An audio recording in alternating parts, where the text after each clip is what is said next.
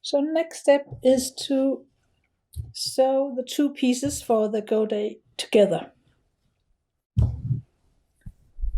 Also with flat fill seam. And to decide which side to sew together, I can sew this together or this together.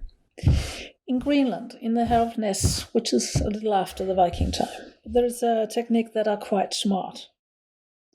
They always cut one on the diagonal of the fabric and put that together with a straight that follows the grain.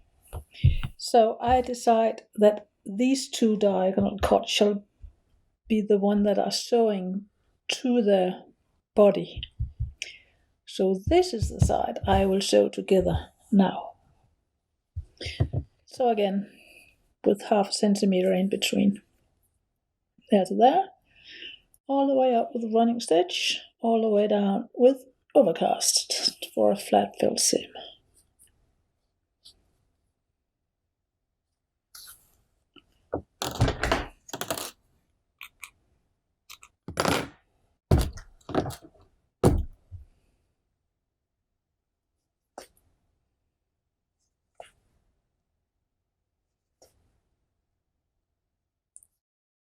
So now I have sewn together the Godet in the middle with flat fill seam, and I also sewn it to the body.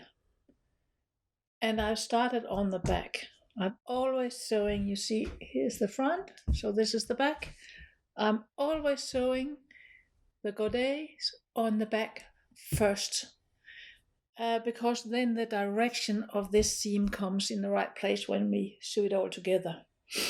And you can see here, maybe you can see it. If you stand in front of Bella, who shall have this, you look over this seam. And if you stand behind her, you look over this seam. We don't know, I don't know if the Vikings did that, but it helps you subconscious in, it pleases your eyes not to look into a seam. So that's what we try to avoid. So every time I lay down the seam allowance, I'm thinking direction from a person standing looking at me. So for instance, the shoulders, I make sure the seam allowance are bent forward, so I look over the seam when I'm standing in front of people. So a little thinking to do. But so now you see both the gusset from the other side. If I take this piece, it's symmetrical now. So this is to the front part. So this Godet here is this one plus the one on the back. So it will end up being a symmetrical dress. So now next is to sew in the sleeves, add the sleeves.